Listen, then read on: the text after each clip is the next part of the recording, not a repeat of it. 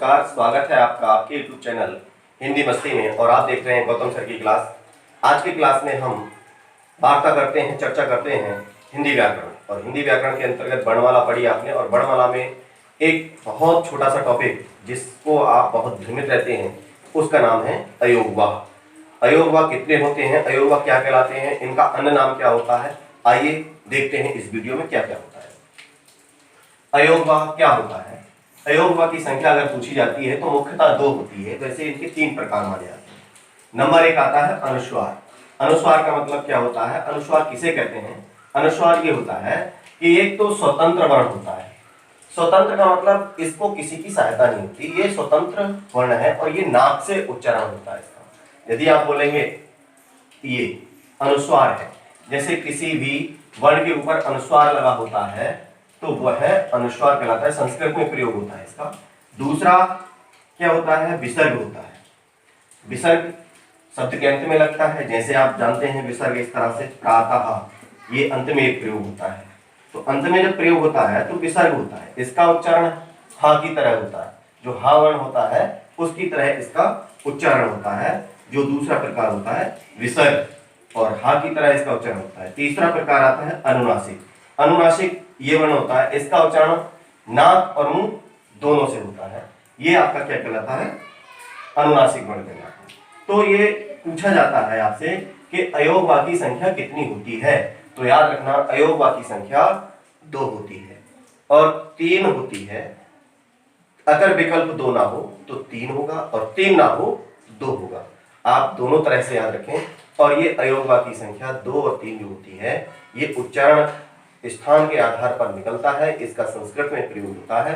जैसे हम उदाहरण के लिए लेते हैं, आपका आता है संसार, तो ये संसार जो लिखा है, ये जो बिंदी लगी है ये अनुस्वार कहलाती है। अनुस्वार ये होता है, अर्थात इसके लिए अगर हम पढ़ें तो एक सूत्र होता है मो अनुस्वारा। मो अनुस्वारा का मतलब है ये जो मां है इसका अनुस्वार हो जाता है। तो ये अगर इसमें पूछा जाए इसमें उपसर्ग क्या होगा, तो सम उपसर्ग आएगा, क्योंकि ये जो अनुस्वार है ये मां है, तो मां का अनुस्वार होता है। नंबर एक की आपकी शर्त पूरी हुई। दूसरा आता है विसर्ग। विसर्ग क्या होता है, जैसे अभी बताया प्रातः, ये प्रातः पढ़ेंगे हम प्रातः, तो हा की विसर्ग आवाज देता है, तो विसर्ग का उच्चारण जो होता है वो हा की तरह होता है, इसलिए प्रातः ये होता है। अतः आप पढ़े और भी अतः ये, और विसर्ग का प्रयोग शब्द के अंत में होता है। ठीक ऐसे अनुनासिक वर्ण होता है। अनुनासिक वर्ण इसका नाक और मुख दोनों से होता है। जैसे आपने पढ़ा होगा 5 वर्ग होते हैं, वर्गों के अंतिम वर्ण को हम अनुनासिक वर्ण कहते हैं। उसी में से अनुनासिक वर्ण ये निकलता है। जैसे आप पढ़ रहे हैं नाक, तो ये जो है ये आपका अनुनासिक वर्ण कहलाता है। जैसे कान, तो कान ये, ठीक, तो ये जो लगता है इस तरह से चंद्र बनता है, आधा चंद्र, इसे हम कहते हैं अनुनासिक वर्ण। वर्णमाला के अंतर्गत इन 3 सा का प्रयोग होता है। इन तीनों सा को किस किस नाम से पुकारा जाता है, तो ये जो सा होता है इसका नाम एक शाकल्य नाम से भी जानते हैं, शाकल्य सा कहलाता है। और एक नाम और होता है जिसका नाम है तालव्य सा। ये 2 नामों से पुकारा जाता है, कभी कभी शाकल्य नाम से दिया जाता है, कभी तालव्य सा। तालव्य तो इसलिए क्योंकि इसका उच्चारण क्या होता है, उच्चारण स्थान तालव्य अर्थात तालु से होता है। ऐसे ये सा है, ये आप बोलते हैं इसे पेट पिटा सा, लेकिन ये पेट पिटा सा इसलिए बोलते हो क्योंकि जैसा पढ़ा है आपने, जन्म से यही पढ़ा है, तो क्या करा है, जब जन्म से पढ़ा है तो अब हम क्या करते हैं, पढ़ेंगे इसको हम मूर्धन्य सा कहते हैं। मूर्धन्य, मूर्धन्य सा, ठीक, क्योंकि इसका उच्चारण जब हम करते हैं तो मुंह खुलता है, ठीक, वायु बाहर निकलती है। ये वाला सा जो होता है आप कहते हैं सपेरा वाला सा, लेकिन क्या करा जाए, वही है, जन्म सिद्ध अधिकार है, पढ़ाई यही है, तो क्या किया जाए, तो इस सा को हम आज कहते हैं दंत सा। अब आप कहीं भी जाएं, किसी भी एग्जाम में बैठे हैं और ये आए कि ये सा क्या कहलाता है, ये सा क्या कहलाता है, ये वाला सा क्या कहलाता है, या दंत सा कौन सा होता है, मूर्धन्य सा कौन सा होता है, या तालव्य सा कौन सा होता है, छांटिए, तो आप छांट सकते हैं। ये सा शाकल्य सा होता है, तालव्य सा बोलते हैं। ये वाला सा मूर्धन्य सा कहलाता है, ये दंत सा कहलाता है। ठीक, तो ये सा आप याद कर लें, नोट कर लें इनको क्या क्या कहा जाता है। अब इसके बाद आता है अल्प प्राण और अघोष वर्ण। छांटने के लिए आता है अल्प प्राण अघोष कैसे छंटता है। तो मैंने यहाँ पर एक आपके पास शॉर्ट ट्रिक भेज रहा हूँ, देखें जरा इस पर। कॉमन वर्ण देखते हैं कि पहली बात तो ये अल्प प्राण होता क्या है। अल्प प्राण मैंने एक ट्रिक बताई थी कि आप वर्णों को उच्चारण करके देख लें और यहीं से बोलेंगे। अगर मुख से वायु स्पर्श होती है तो वो महाप्राण होता है, स्पर्श नहीं होती है तो अल्प प्राण होता है। ठीक, अब आप देखेंगे यहां कहा गया है कि प्रत्येक वर्ग का पहला, तीसरा और पांचवा वर्ण, पहला, तीसरा, पांचवा वर्ण अल्प प्राण कहलाता है। वर्ग 5 होते हैं ना, तो वर्ग में जैसे मान लीजिए आपका का वर्ग आता है, का वर्ग में का, खा, गा, घा, अंग ये आता है। तो ऐसे कह रहा है पहला, तीसरा, पांचवा, तो पहला ये हो गया, तीसरा ये हो गया और पांचवा ये, पहला, तीसरा, पांचवा, ये वर्ण क्या कहलाते हैं आपके अल्प प्राण कहलाते हैं। ठीक, ऐसे ही ये कह रहा है अघोष वर्ण। तो अघोष क्या होता है, घोषत्व के आधार पर ये दो प्रकार से होता है, एक अघोष, सघोष। तो अघोष वर्ण कौन से होते हैं, प्रत्येक वर्ग का पहला और दूसरा वर्ण, अर्थात वर्ग मान लीजिए ये है तो पहला और दूसरा, तो पहला का हो गया, दूसरा खा हो गया, पहला और दूसरा वर्ण क्या कहलाएगा, ये अघोष कहलाएगा। ठीक, लेकिन इसके बीच में ये भी प्रश्न बनते हैं कि अल्प प्राण अघोष वर्ण कौन सा है।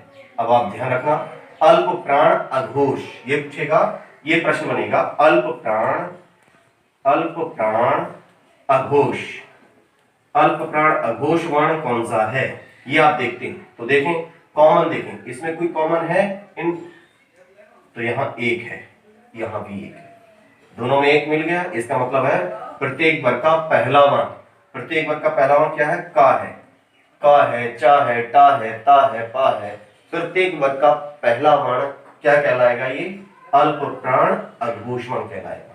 जैसे का, चा, टा, ता, पा, ये वर्ण क्या कहलाएंगे, प्रत्येक वर्ग का पहला वर्ण है, का वर्ग होता है, चा वर्ग होता है, टा वर्ग होता है, ता वर्ग होता है, पा वर्ग होता है। इन वर्गों के प्रथम वर्ण को हम क्या कहेंगे, अल्प प्राण अघोष कहेंगे। अब हम पढ़ेंगे अल्प प्राण सघोष। अल्प प्राण सघोष पूछा जाता है कि अल्प प्राण सघोष वर्ण कौन सा है।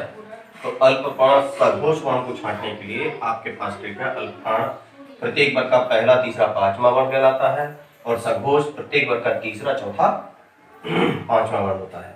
अब इसमें हम क्या करेंगे, इसमें देखते हैं कॉमन क्या है, 3 और 5, यहाँ है 3 और 5, अर्थात अल्प प्राण सघोष हो जाएगा तीसरा और पांचवा वर्ण। प्रत्येक वर्ग का तीसरा और पांचवा वर्ण क्या कहलाएगा, अल्प प्राण सघोष कहलाएगा। ठीक, इसी प्रकार से हम छांटें तो और भी, जैसे अब पूछता है महाप्राण, तो महाप्राण में ये छटवाएगा महाप्राण अघोष वर्ण कौन सा होता है। महाप्राण अघोष वर्ण के लिए देखते हैं, तो महाप्राण किसे कहते हैं, प्रत्येक वर्ग का दूसरा और चौथा वर्ण आता है। महाप्राण आता है प्रत्येक वर्ग का दूसरा और चौथा।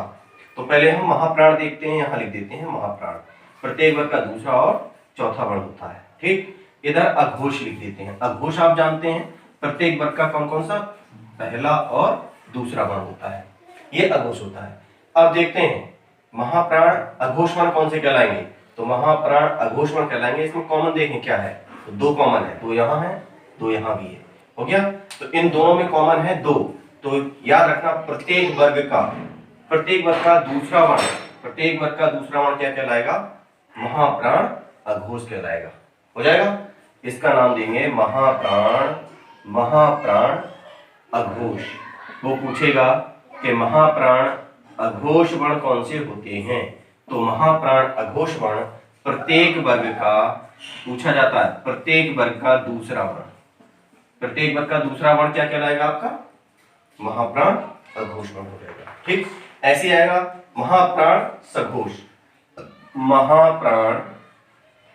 महाप्राण सघोष वर्ण कैसे छांटे, तो महाप्राण सघोष देखते हैं। महाप्राण में आप जानते हैं दूसरा और चौथा होता है, और सघोष ये है आपके दूसरा, चौथा, पांचवा। तो आप देखें कौन सा, तो 4 कॉमन हो गया। महाप्राण में 4 अंक सघोष में 4 अंक, दोनों कॉमन है, इन दोनों को हम यहां लिख दें, अर्थात प्रत्येक वर्ग का चौथा वर्ण क्या कहलाएगा आपका, ये कहलाएगा महाप्राण सघोष। महाप्राण सघोष क्या कहलाता है, तो प्रत्येक वर्ग का चौथा वर्ण कहलाता है। ये छांटने के लिए इतनी बेहतरीन शॉर्ट ट्रिक है, यदि आपको छांटना है तो सिर्फ इतना याद रहे कि महाप्राण क्या होता है, अल्पप्राण क्या होता है, ये सब याद होना चाहिए।